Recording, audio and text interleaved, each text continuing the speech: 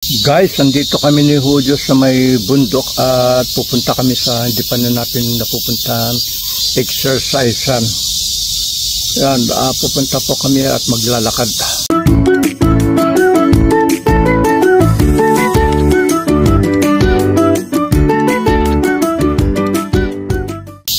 Diyan po kami maglalakad.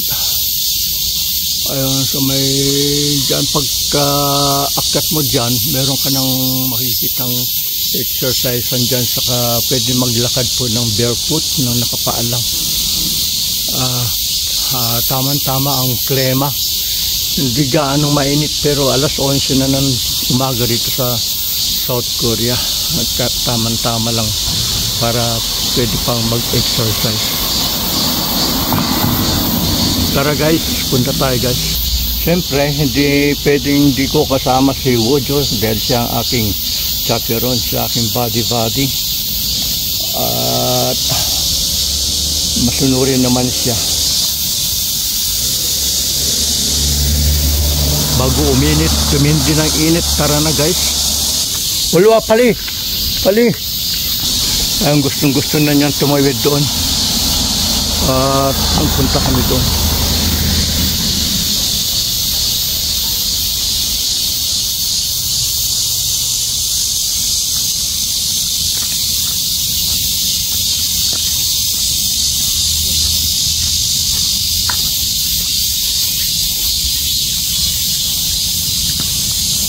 Ulaga pali.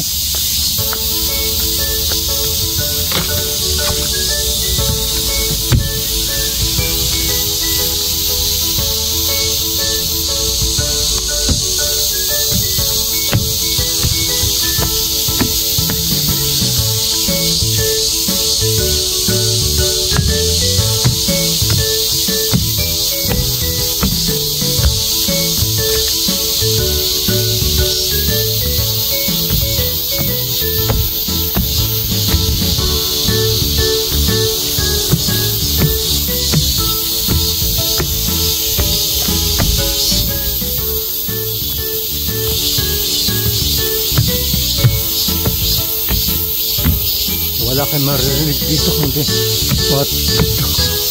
tingin ng kuliglig kasi nga maraming mga halaman, mga punong kahoy.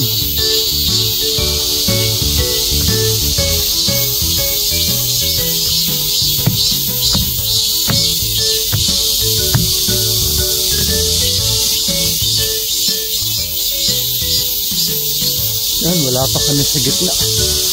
Hinihinga nga naman si Daddy. Lagawad. Laga pala.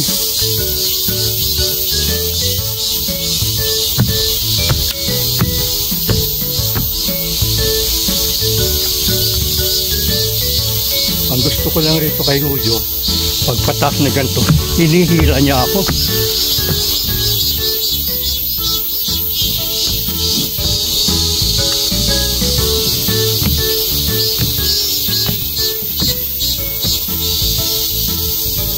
안녕하세요 아저씨. 안녕하세요. Ayan, dito sa Korea maski na hindi mo kilala, pag nasa lubo mo at merong edad, dapat mag-insa ka o mag-greet o bumati ng annyeonghaseyo. Kasama na umaga, tanghalian, hapunan, annyeonghaseyo. Greeting saying hello. Kadyahod. Malapit na tayo. Pero mo, hindi ka pa nakapag-exercise. Pagod ka na, hinihingal ka na.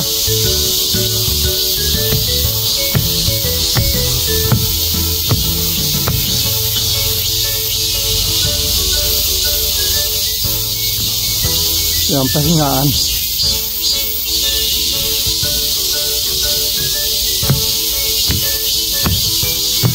Ano na lang siya.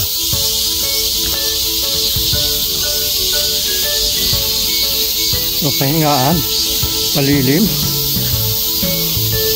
At yun, kita ang aming Kami tinitira sa apartment. Nasa yung kulay dilaw.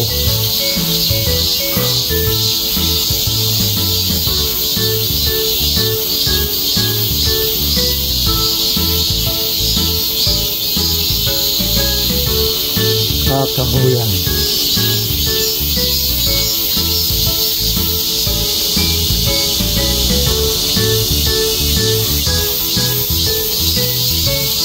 Sadya. Malapit naman eh.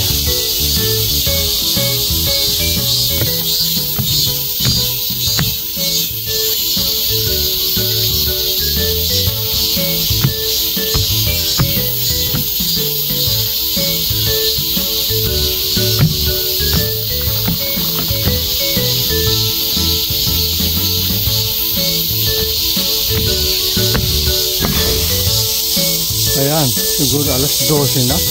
Alas 11. Tunog yun ang eskwelahan.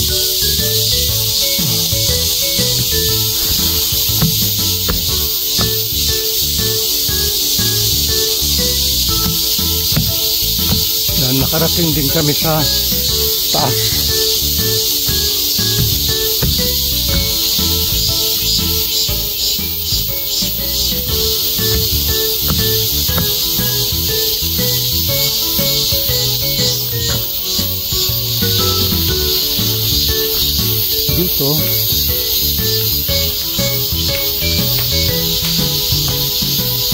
Dito maglalakad ka ng inaalis ang iyong sapatos o tsinelas, maglalakad ka dyan. Ayan.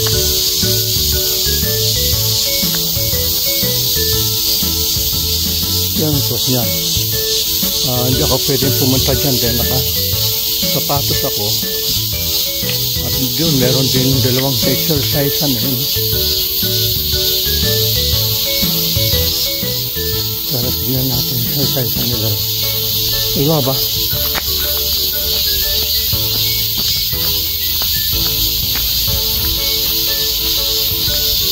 Dito lang siguro pwedeng yung sapatos yan. Kaya meron silang exercise ang dito. Meron para sa abdomen, sa shoulder, sa wrist, body weight, at saka hip twister.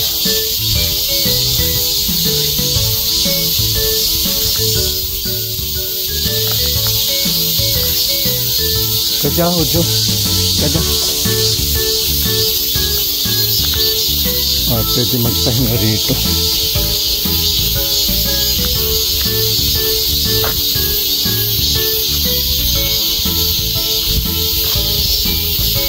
Kapalin.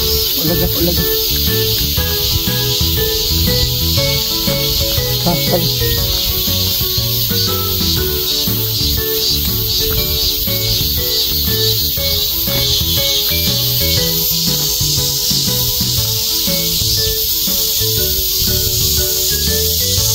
Ayan, barin mo rin ang iyong sapatos na ilalakad ka ng paikot. Alwayog yun.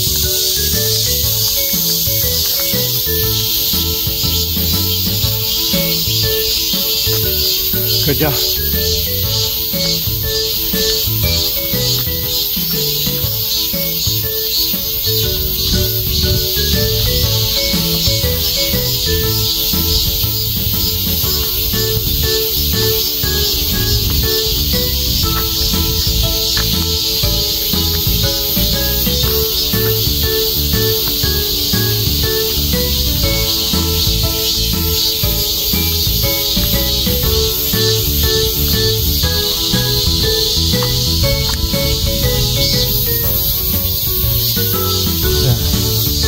Lalakad sila nakapaa.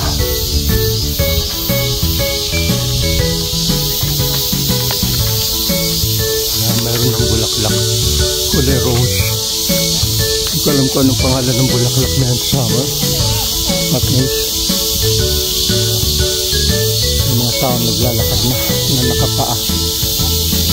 Exercise daw ng kanilang foot. At ito na sinasabi sa inyo na exercise dito.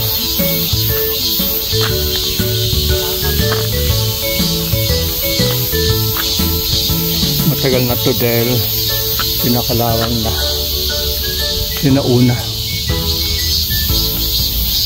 Ayan, meron din silang pang sa likod, pang massage sa likod.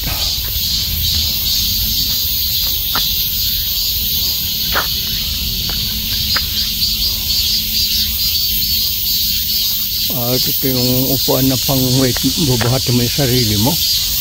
At ito para sa shoulder.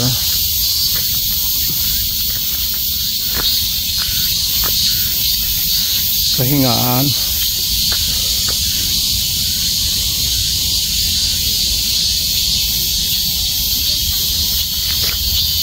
Walwa ujo.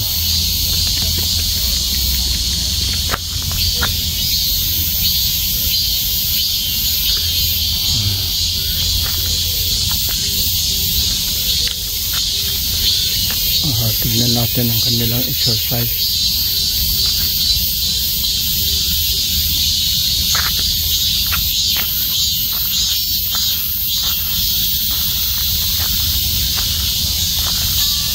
Medyo malaki-laki rin to. Ano nga sa'yo, medyo malaki-laki rin to.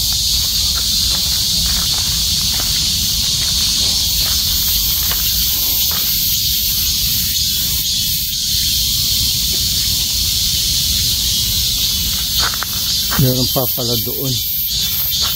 Ayan, meron pa dyan.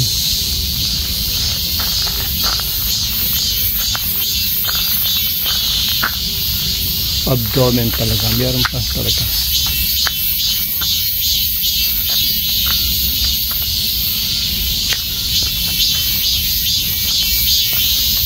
Meron barracks.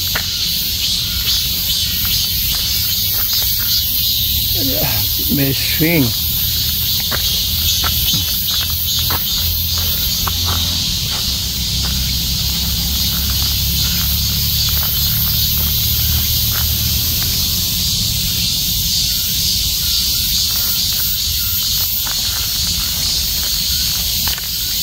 At yan para sa gymnast, ayun no, barrel.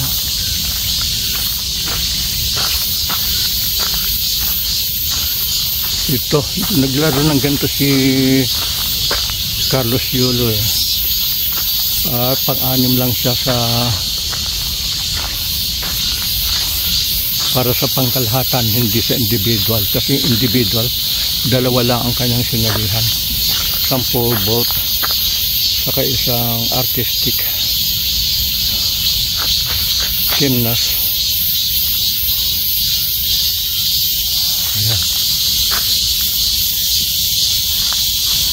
Ayan guys, ito na, nakita na natin ang aking di pa napupuntahan exercisean dito sa bundok na malapit sa amin.